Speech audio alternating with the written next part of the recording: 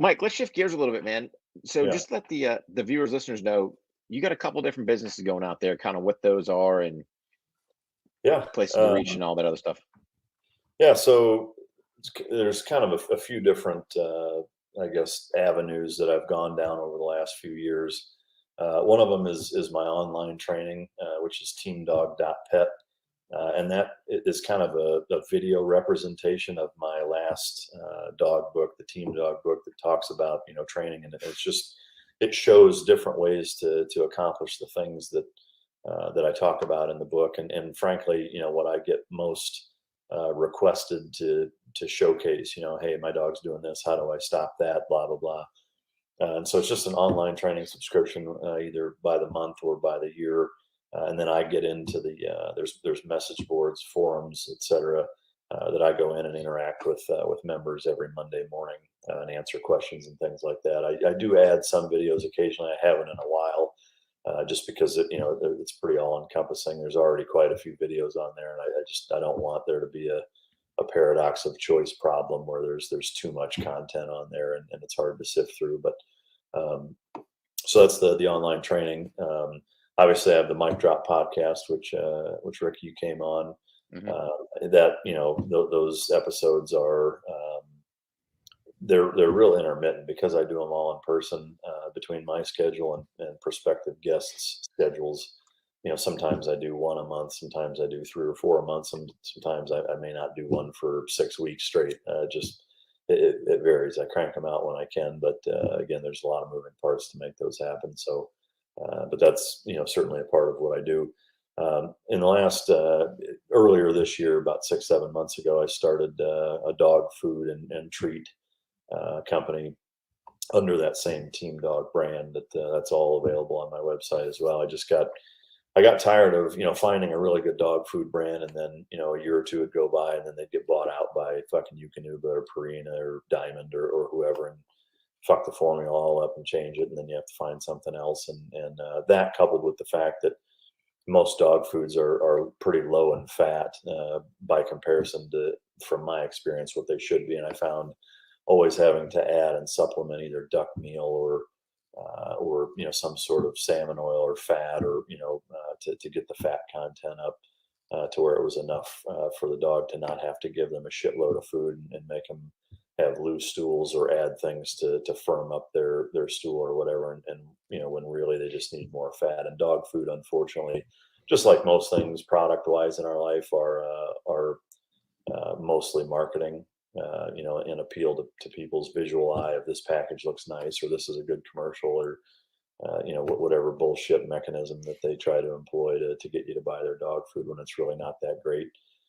So I just wanted a good, super nutrient dense food that that I could put my name on and be proud of. And so I spent a fair bit of time kind of tweaking the formula to make sure that it was what I was happy with. And so all of our dogs, I mean, all 32 of the Warrior dogs are on it, as well as some of them get raw food as well if they need it. All of my personal dogs, personal protection dogs that I sell, police prospects, military prospects, whatever, they're all on that food, as well as the treats and stuff. I do have leashes, collars, a crate through Dakota 283 that I spent a couple years developing with them to try to be a real heavy duty, solid working dog crate.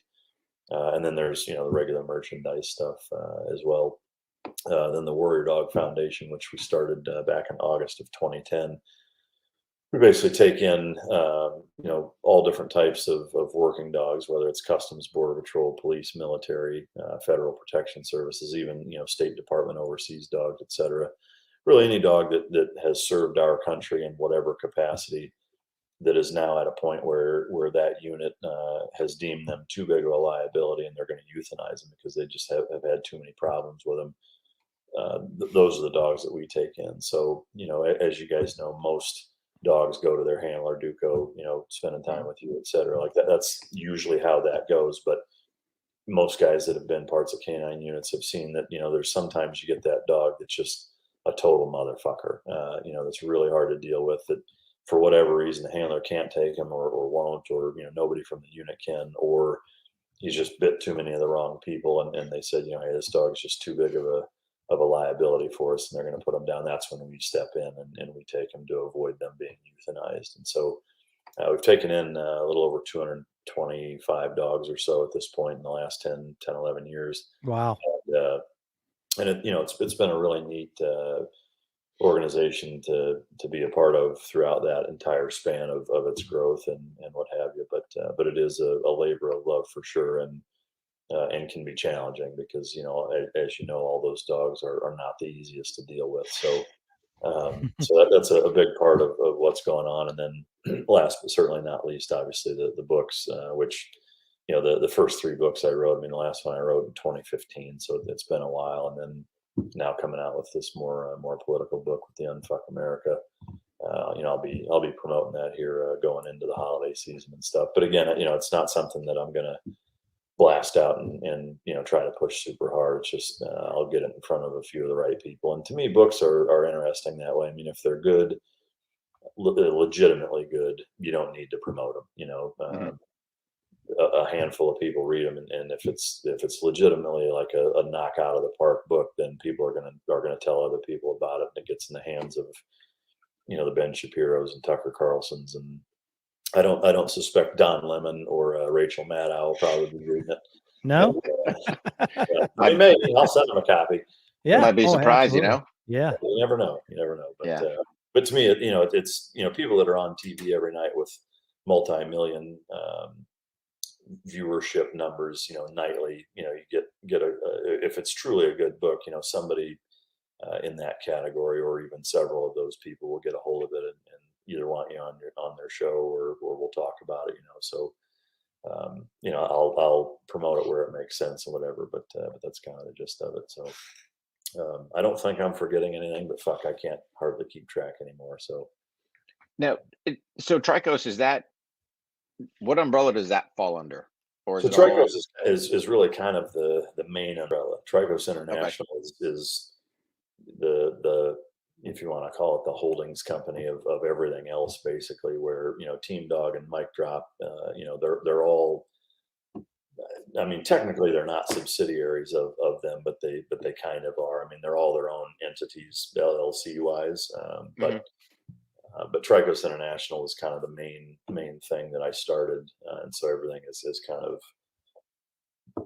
of come under that. But now that each revenue stream or avenue is kind of its own animal, they are kind of all standalones at this point. But when I first started it, or even now, like the personal protection dogs and the real dogs all fall under that category. If I'm selling a personal protection dog, a police dog, a military dog, whatever, that will fall under the Tricos International umbrella. If it's anything pet dog related, the food, the treats, whatever, that's on the Team Dog brand. If it's anything media related, that's on the Mike Drop side. Like my book is being published under Mike Drop Media. And then anything nonprofit wise falls under the Warrior Dog Foundation. So, yeah. So a bunch of different websites out there's like, hey, which one big to go time, to? man. Well, yeah. And so it used to be everything was kind of under Tricos. Now everything is just under MikeRitlandCo.com. So the Mike Ritland Company technically now is kind of the main thing, but Tricos is still a big player in that. So I think over the next probably year to 18 months, you'll see probably everything migrate over under just the Mike Ritland Company, but just try to streamline it so people can just Google my name or whatever, and then everything falls under that. But that's the easiest thing, is just one thing, and that one-stop shop. Then just have your little drop downs and people go, hey, hey, here's a question for you, Mike. So the picture you sent over for the clip art, that dog that's in that picture, who's that? So his name is Nero, and he's a dog that was a personal protection dog. He's out in California, in Los Angeles area with a client, and he was one of my favorite dogs that I've trained for personal protection. I mean, the neat thing about all of those dogs, they're really all dogs that I would keep. It takes such a special dog to be enough dog to do the work, but not so much to be a total nightmare in a household environment. So you have to be so selective and so picky to find just the right balance of all those things in a dog for that. The really neat part about that is that every one of these dogs that I sell for that environment are dogs that I just fucking love working with, because they're just awesome, kind of once in a lifetime dogs, that you just get to work with and deliver over and over. So Mhm. that's still a pretty big part of what I do. That's on the working dog side, or hands-on actual dog training side.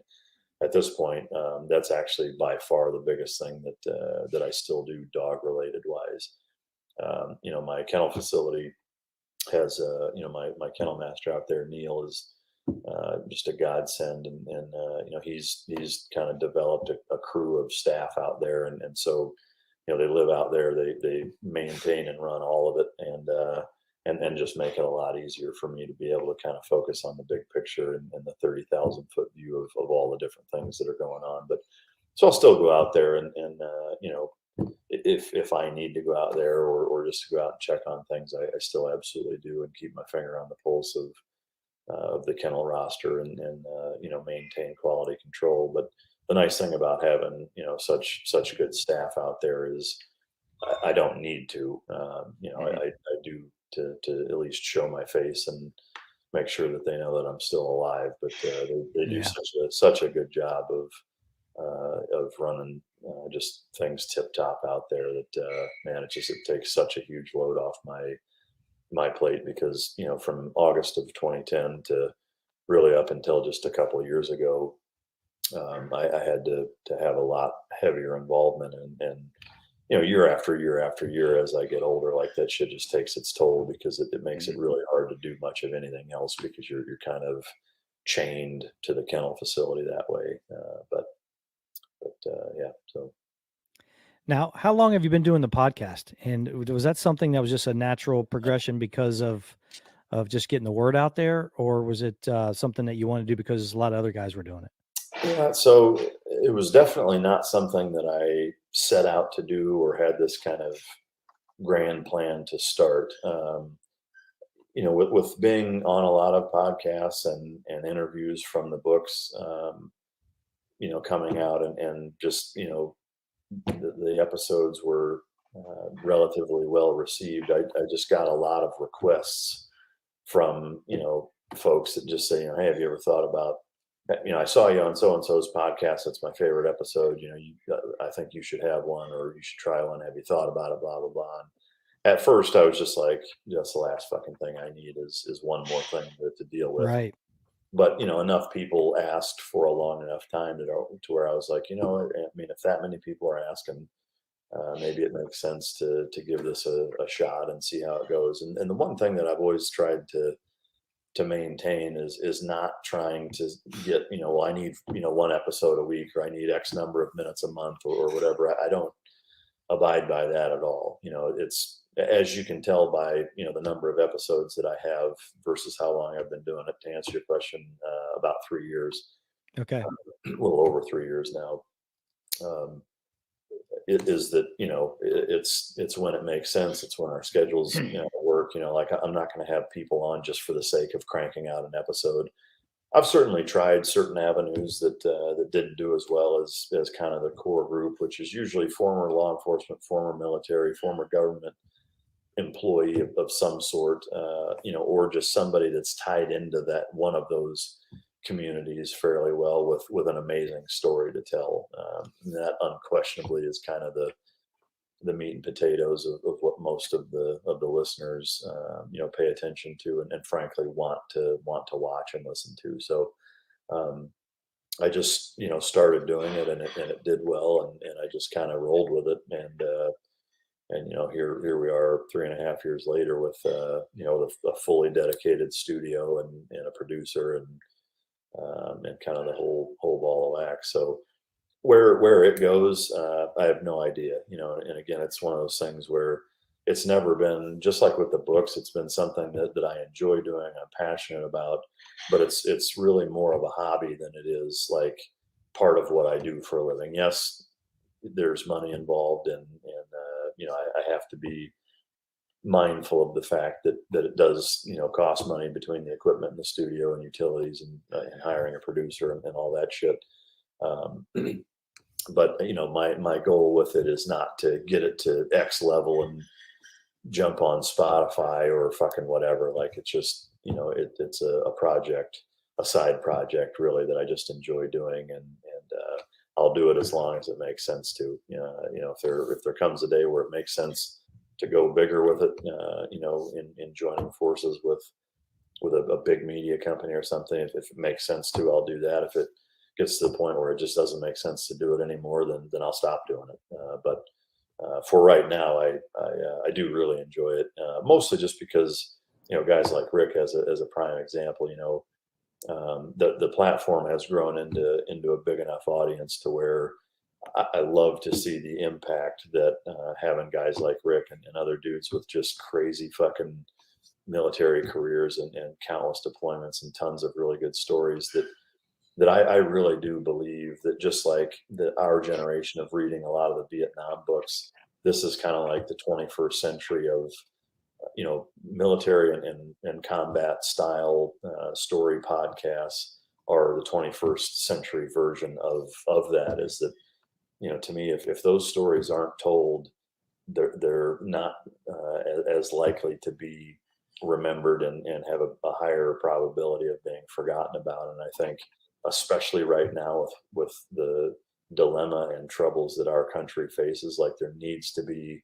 swaths of podcasts out there of getting these guys' stories out, so that, kids in high school can hear guys like Rick talk about being a dog handler in Afghanistan and what that's like from a first person point of view, not because they played a fucking video game and not all the other bullshit that you see on TV that they're just inundated with, that I think are emasculating our society on a grand scheme. And 20 years from now, we're just going to be surrounded by a bunch of soy boy beta cuck motherfuckers that aren't willing to stand up and fight for their own country. And so I do feel a certain sense of responsibility that way, to be able to bring these stories, not just from the guys that have lived it, but also the guys that didn't come home, and sharing their stories, so that people will honor, remember, and respect those guys, because goddamn, they deserve it. Yeah. Yeah. And that's, one thing I was going to hit, Mike, because, I know you were pulling, you want the stories, right? And I get it. Yeah. But to me, it's not about Rick stories, right? You hit the nail on the head about the guys that didn't come home, and I got it. You're trying to pull, hey, what happened with Joe? You know what? People aren't going to remember how Joe got killed. It's like the Christmas cake. I'm telling you, people, that resonates with people, and they go, yep, cool. Am I about telling, excuse me, about telling Duco stories? 100%, because he can't tell a story, but there's so many other dogs that, their stories need to get told as well, because people don't get it. They don't understand what these dogs do and how many guys are around because of it, so was I the best guess as giving you war stories? Nope, I wasn't. That's, yeah, but go ahead. No, I was just saying, it's like you said, I think you hit the nail on the head. It's sharing those other stories of guys that aren't there, because when you say their names, people now, yeah, okay, Rick Hogg can talk about whether it's Joe Andres or, whoever else we want to talk about, that, that have lost their lives to keep their names going. Yeah. And that, to me, that's a huge part of it as well. So.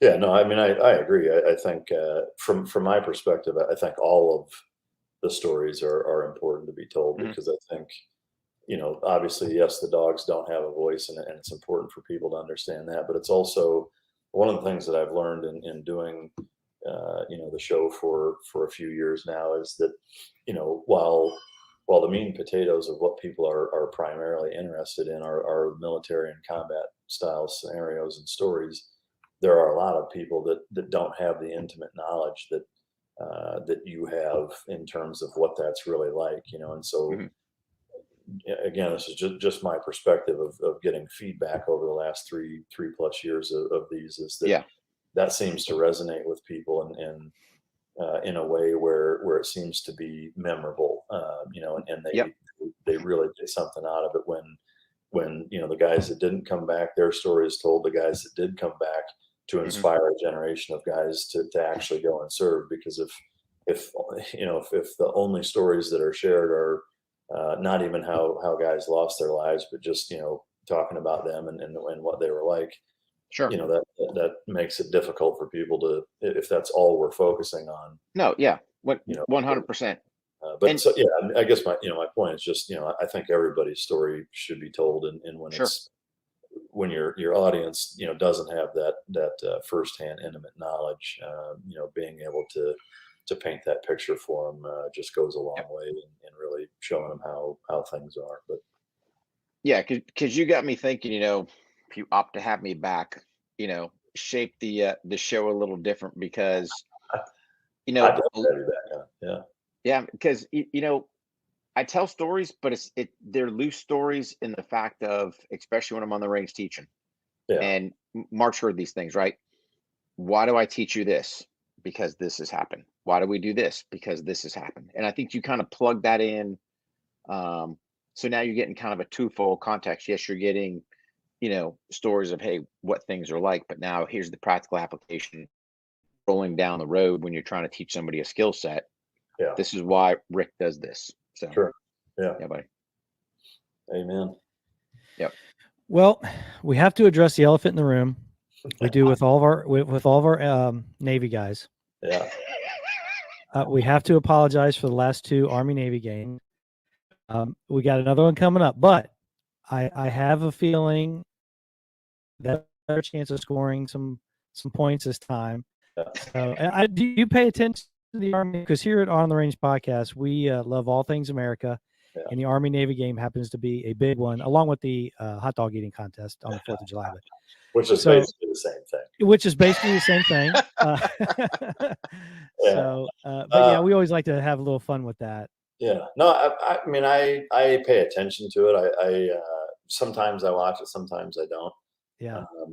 For me, it depends on what the University of Iowa is doing that weekend or not. Being from Iowa, that it's one of the few states in the entire country, not the only one, but one of few, that has absolutely no professional sports team of any kind. And so college football, specifically the University of Iowa, is like, the varsity fucking team statewide. Their football team and the Iowa wrestling team. Iowa State, a big role too, but they're historically just not usually as good. And so, the Iowa Hawkeyes are a pretty big deal, which, I mean, they're ranked 3rd in the country right now. Yeah. So that's usually, if I'm paying attention to college football games, it's usually Iowa or Iowa State. But yeah, I do pay attention to Navy, and if one of their games is on and it's televised, I'll typically watch it. Yeah, I always try to watch the academies play, man. It's a lot of fun. But yeah, the Army Navy game for sure is a fun is always a fun event, and it's neat to keep track of for sure. But yeah, Rick and I like to do on location shoots, and we would love to do one from the Army Navy game. That'd be awesome. Yeah. If that happens, we're gonna shoot you a note and see if you can make it out there. That'd be a blast. Count on it, man. Yeah. When is it this year? Do you guys know the date? I don't know where it's at, and I don't even know if it's going to be. It wasn't at Philadelphia last year because of the issues. They had it at the at West Point. At West Point. So hopefully they'll have it back at Liberty. Go ahead, buddy. No, I'm just saying they were like, screw your state laws. We'll take it to a federal and Roger that. Yeah, we're not. Yeah, thank God too. It's like, God, that would have been devastating for this household. Yeah. No, that'd be awesome. I'd love to go to that. I've not ever been to one, so to me it'd be neat to go. I think you have to make a contribution to West Point, if I'm not mistaken. Yeah, that might be a little hard for you to do, but I mean, to me, it's the rivalry on a football game is all in good fun, but I mean, when as you guys all know, I mean, when the shit hits the fan, and we're all on the same fucking team, and it's the only day we say beat Navy in this podcast, but I'd be honored to. But you got to look at, here's the beauty, man. Between the two academies, some of the crap they put on their signs is just will blow you away. Like, so good. Something like, what was it? I can't remember, man. I'll throw some up on post production. I'll fix it. We'll have to find something. But I know. I'll be fair. I'll do one for both. somebody had a sign reference Waffle House, and I think it was Yeah. in reference to the Naval Academy. But yeah, Yeah. Yeah. Yeah, I mean, like seeing all the just fucking craziness and tomfoolery that goes on between those two, it kind of makes me wish I had gone to the academy. Kind of, you know. yeah, I mean, just Yeah. a little bit. I mean, ultimately, I'm glad I didn't. But there's a yeah, part of me that thinks like that experience of going through, you know, a 4-year university in that environment, that like that has to be pretty fucking cool, especially to look Yeah. back on. I'm sure it sucks hmm being there, yeah. you know, but Yeah. that, and it's just, I mean, how many academy guys have you met that you didn't want to slap the shit out of, right? So I mean, All of them. Eh, I've Yeah. known a couple. I've known a couple. You know, they're not yeah, going kiss the ring, kiss the ring. It's like, come on, man, really? I've met a few that didn't deserve to be taped up, but not very fucking Oh man. Well, Mike, So, we appreciate uh, your go ahead, Rick. Go ahead, well, buddy. I got one last Yeah, departing man. question for you, Mike. many. If you were to give, Mm, I don't care, first responder, veteran entrepreneur, one piece of advice from great kind of your question, buddy. experience or Yeah. whatever, what would be that piece of advice? So it's kind of a progression. So bear with me, but you know, to me, it's do what you need to do right now.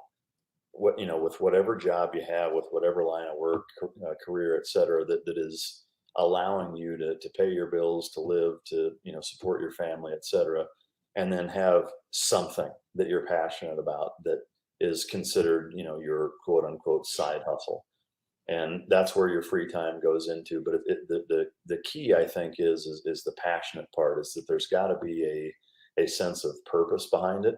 If the goal is, well, I want to make a fuck ton of money, that's not going to pan out. It's going to have a shelf life, and you're going to run out of steam and stop fucking with it. You know, like that will come, but it has to be something that makes you feel legitimately fulfilled in that extra time, because, you know, you're not fucking bowling, you're not doing, you know, whatever weekend or night bullshit. Like, you're sacrificing that time to put it into something else, and you grow that to a point with which now it's become successful enough to where you can quit your normal job and put every egg in that basket, and now do that as your gig, if that's what your drive is for. I mean, there's plenty of people that don't want to be an entrepreneur, and frankly, it's not for a lot of people, or even most people.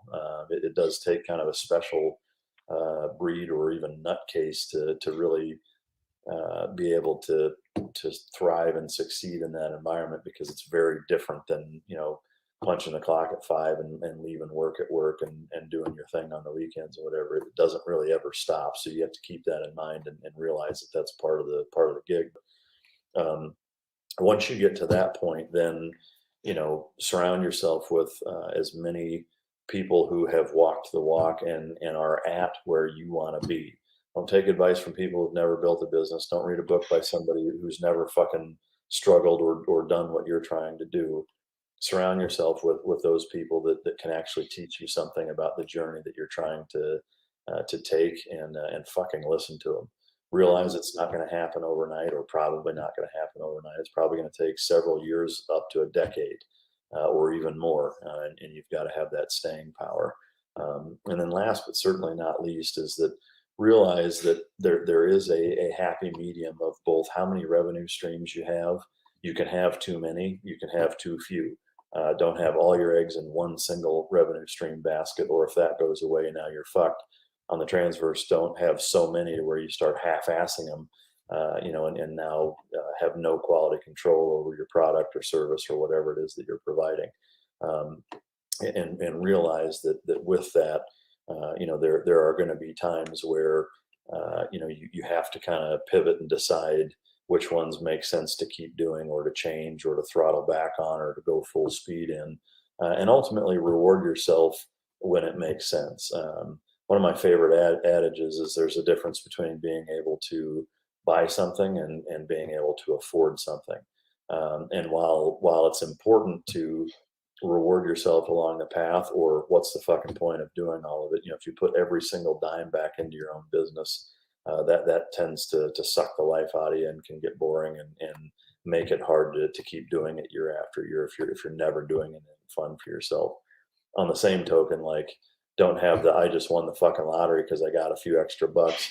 Let me go blow it all, and take that $40,000 vacation to Europe for a month that I always wanted to take. Like be smart about it, and just like with most things in life, balance is key, and try to keep your wits about you that way. But so it's not really one single thing. It's kind of all of those things, because I think if I had to tell myself something at the beginning of the start of my entrepreneur career 12 years ago now, that's what I would have told myself, and that's kind of what I've learned along the way, and in some ways the hard way, in every regard. Yeah. And get yourself an AMG, right? I'm Yeah. sorry, Mark, I stepped all over you. No, yeah. Yeah, maybe. AMG. I used to be a bigger AMG fan, but they're still good cars. But I tend to like the Italian flair a little better, both motorcycle and car wise. But the Germans, especially on the Porsche side, I mean, Mercedes and BMW are kind of they're just not my cup of tea anymore, I guess. But Porsche, I love the engineering, and then to me, Ferrari is kind of the varsity squad of the fun cars. But that's a whole nother show, I think. Oh, 100%. But you know what? Here's the deal. You got to bring it up, right? Because think about it. Would you have looked back 12 years ago and said, "Hey, man, there's going to be a Ferrari sitting in the driveway"? No, absolutely not. I mean, I walk into my garage now and slap the shit out of myself to make sure that I'm not balls deep in a dream right now. Oh man. So if you want to disclose, totally up to you. What have you gotten it up to? Well, maybe you can probably disclose because you were on a closed track, let's just say. Yeah. I mean, I've had it up in the neighborhood of 200. Holy Nice. Christ. So it's and it'll do, depending on the conditions, 212 to 218. Wow. Top speed. That's pretty amazing. remarkable machine. But yeah, that's awesome. Very cool. And the cup and the change cup didn't even rattle. Yeah, there is no. There's nothing practical about that car, right? Not a whole lot. There's a cup holder. Okay, that's something. There is Bluetooth. You can listen to radio, but I mean, it's for sure a track focused car. I mean, it's really stripped down on the inside, where there are floor mats, but there's nothing under them. It's just thin skin metal. It's actually the exterior of the vehicle, basically. So it's pretty loud, a lot of road noise. I mean, you run over even a little bit of sand and you can hear it. It's made to be pushed hard and driven like you just robbed a fucking bank. And so that's what I do. Have you ever played the theme song to Magnum PI while you're driving your Ferrari? I haven't, but now that you mention it, I'm probably going to lube up. Yeah, you gotta check that box. Yeah, I'll probably lube up and make it go drive and blast that. Yes. Shit. That sounds yeah. Like Oh man. Yeah. Well, thank you for your service, brother, and thank you for coming on. You're doing a lot of great things. Got a lot of irons in the fire, and doing a lot of great things with those canines. So, really appreciate your time today, pal. Well, thank you guys for all the same, and I really appreciate you having me on. It's been a pleasure. Absolutely, Mike. Appreciate it. Thanks for your service, brother. Thanks, Mike. Guys. All right.